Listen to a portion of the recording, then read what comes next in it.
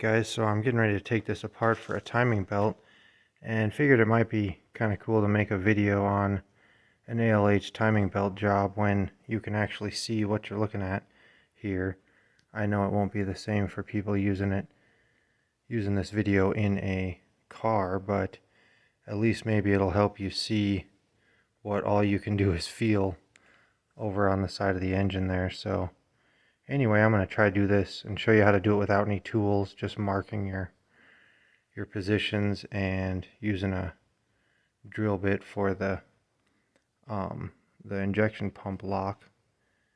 And yeah, so obviously the first step is get your radiator drained. I already did that. And then you're going to pull your timing cover, you're going to pull your serpentine belt and your valve cover so you can find top dead center there. So we'll go ahead and get into that.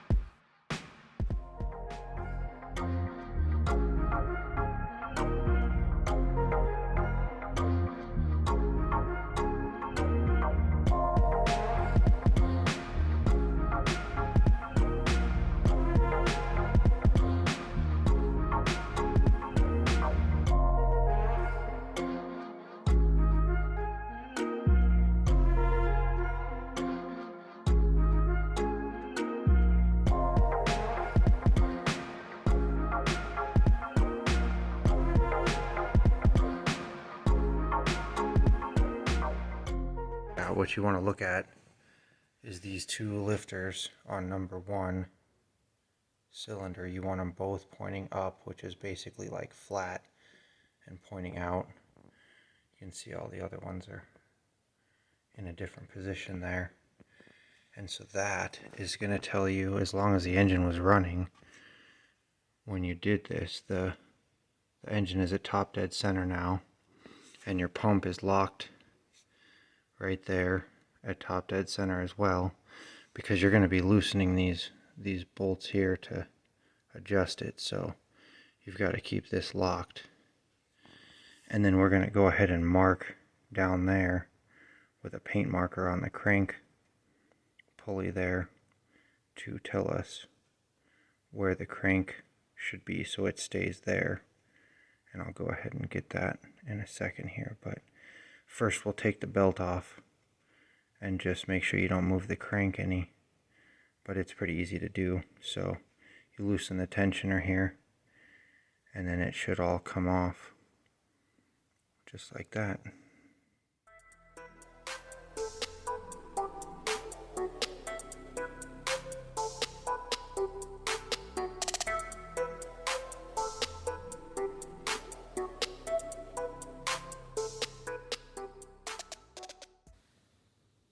Try to get you guys a visual there, but go ahead and mark 3 dots or whatever you want to do there. I can actually see some faint marks from before. It looks like somebody else did the same thing. So anyway, that's how you can do it if you don't have the tool. Just go ahead and mark it like that. So the next thing will be pull the water pump out. And when you do that, just pull it really slowly and let it drip down, and then you'll be able to catch it in a bucket or something right underneath if you just pull it out slow. Otherwise it will dump antifreeze everywhere, so just be careful with that.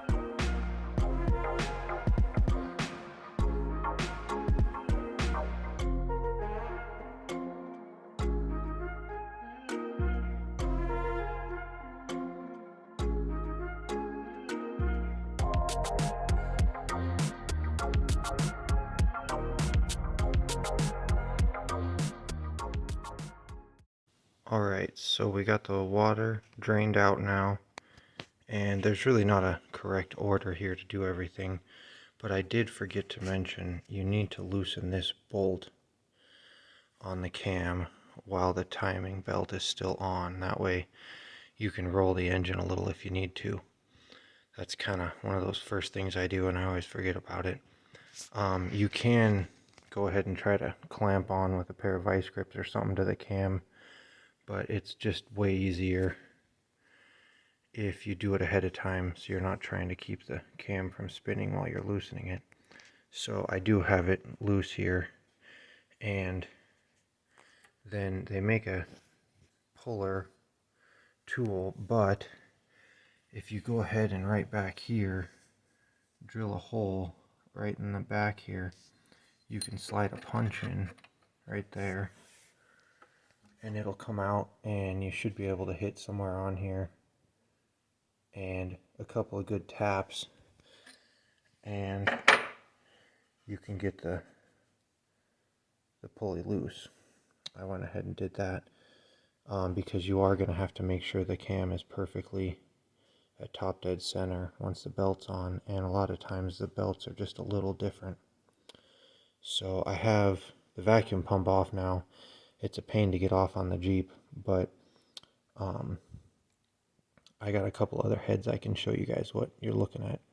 If you're doing it in a car, you'll be able to see it really easily, but just so you can see what's going on. Here we've got a head with the vacuum pump still on. It's got 3 bolts here. And then once you get it popped off, you'll see there's this groove here, and once that's what runs the vacuum pump.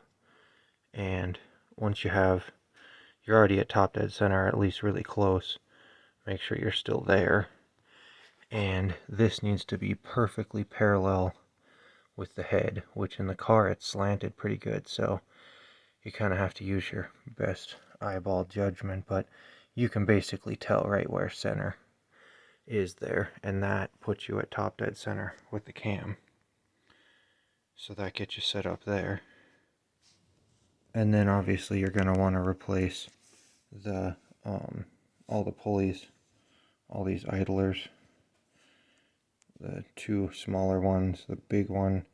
You got to put the water pump back in first, so go ahead and get that installed, and then most of your kits come with a new bolt for the tensioner, and obviously your new belt, and you can get that all fitted back on and ready to go.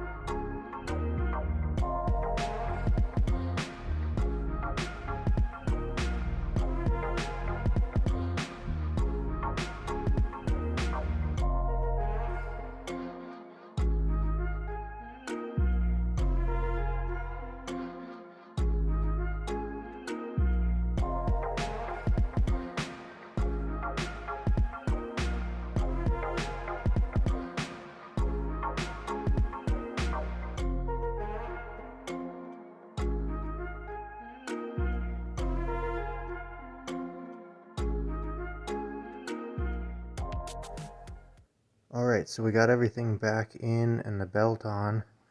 All the pulleys are replaced. You kind of saw that. I do put the tensioner on and get it loose, as well as the cam pulley. And then I loosen up the 3 bolts on here. And you really need to try so that when the belt goes on, you get these in the center of their hole here, so they can have basically the most range of adjustment back and forth, because you're usually going to need to adjust your pump timing a little bit, and if you end up with it locked to one side or something, you won't be able to adjust it. So it does take a few tries. Usually I've done it enough, I kind of get it on the first try usually now, but you may want to just watch that when you're putting it on so that you don't end up with it locked to one side. Thing to do is put this big idler down here on last. If you kind of saw that, that's just the best way I've found to do it, is get it completely on to where it's ready to put that last idler on, and then everything pretty much stays in place. And now the next step will be make sure your this bolt is snug. You're still going to want to be able to let it adjust, because as you tighten the tensioner, this is going to move a little bit.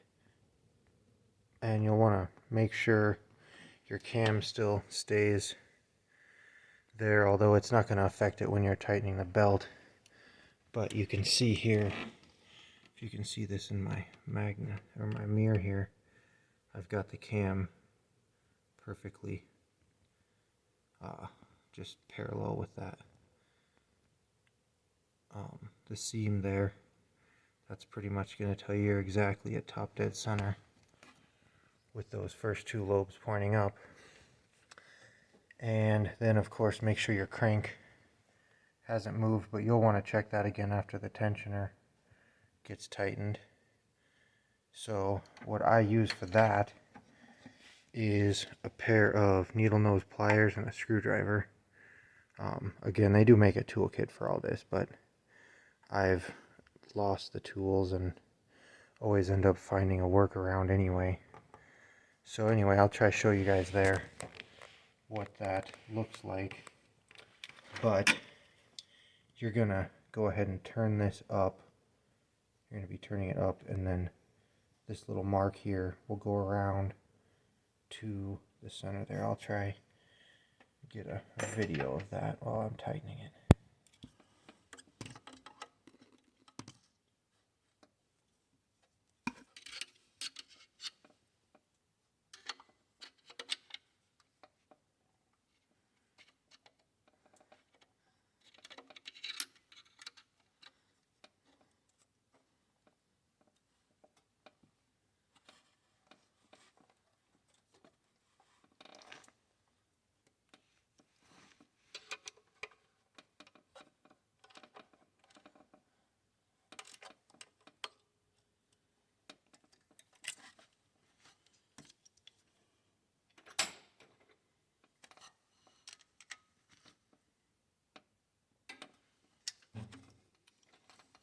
Alright, so you can see got it a little over tight there, just a speck, but it usually settles down, I've found, so I'll leave it there, and I usually recheck it. You can always adjust it later if you want to, but usually it stays pretty good as long as it's close to that mark. I've never seen any issues with it there.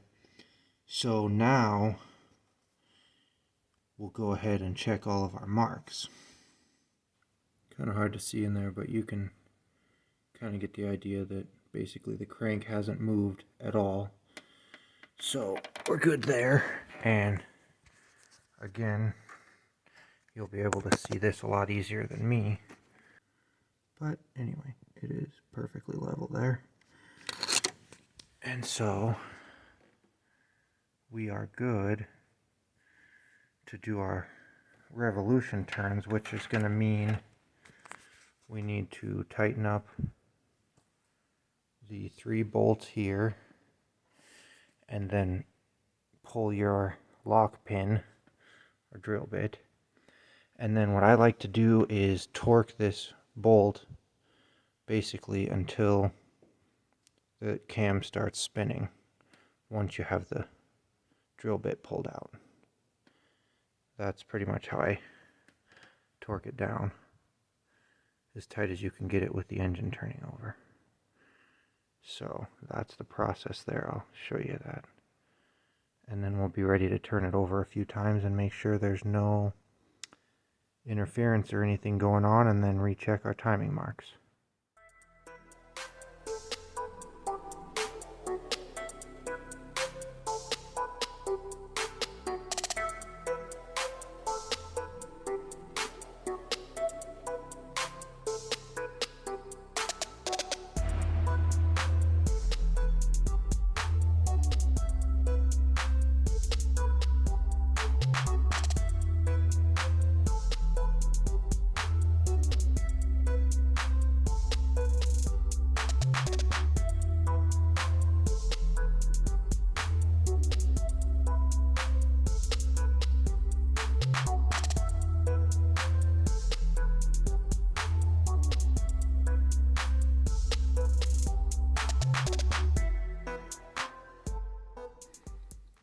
Alright guys, we did 1 full revolution there and got the pin back in. Go ahead and take our mirror here and recheck, and we're still nice and level. So that means everything is lined up and good to go. You can do a few more revolutions if you want, just to be safe. But again, you can also recheck your tensioner there. I'm just a speck over that tightness, so I'm going to leave it there. Give room for the belt to stretch a little. And we're going to call that good to go. So we'll go ahead and get everything buttoned back up, and we will be ready for a fire up and then check our pump timing with VCDS.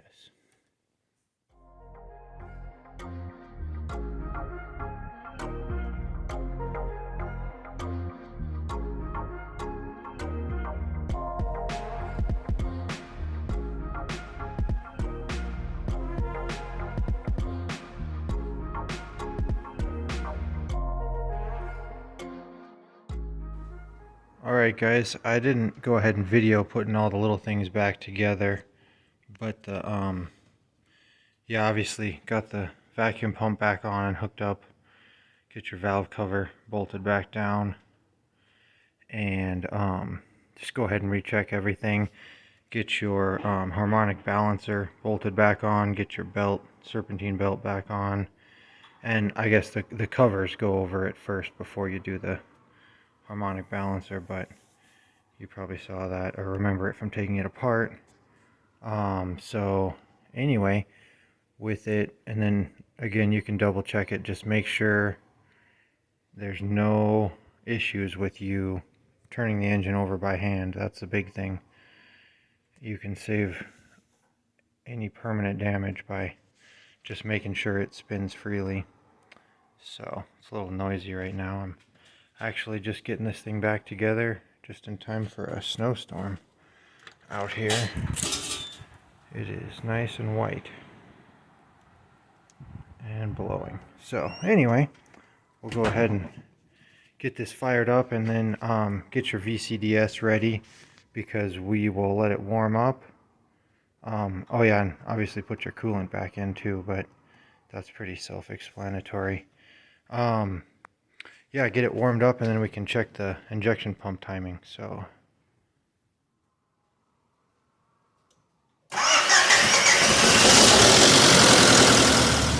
alright guys, it's not quite warm, but I wanted to show you when you got your VCDS pulled up. If you go to measuring blocks here, and then you hit go on group 0, then hit switch to basic settings, you'll notice the engine changes a little, and you'll get this TDI timing over here on the right. Then you select your engine, which for this will be ALH after 99. And you can see there my initial pump timing. I'm pretty retarded here, so we're going to want to bump that up. I like to put it up at the green line, but that's where you want it at, somewhere in the middle there, close to the blue or the green usually. So I'll show you that here. Alright, so you've got your injection pump bolts here, the 3. It's a good idea to mark a line next to one of them so you can tell where it was initially. And then in the car, obviously the windshield's going to be that way. It's pretty easy to retard the timing. You go backwards towards the engine, towards where your windshield would be. Otherwise, to advance it like I want to do, we're going to pull it out towards the bumper, or in my case towards the driver's side. And so we got our line marked there, and it doesn't take much. We're just going to bump it just a little bit, and then we'll tighten these back up.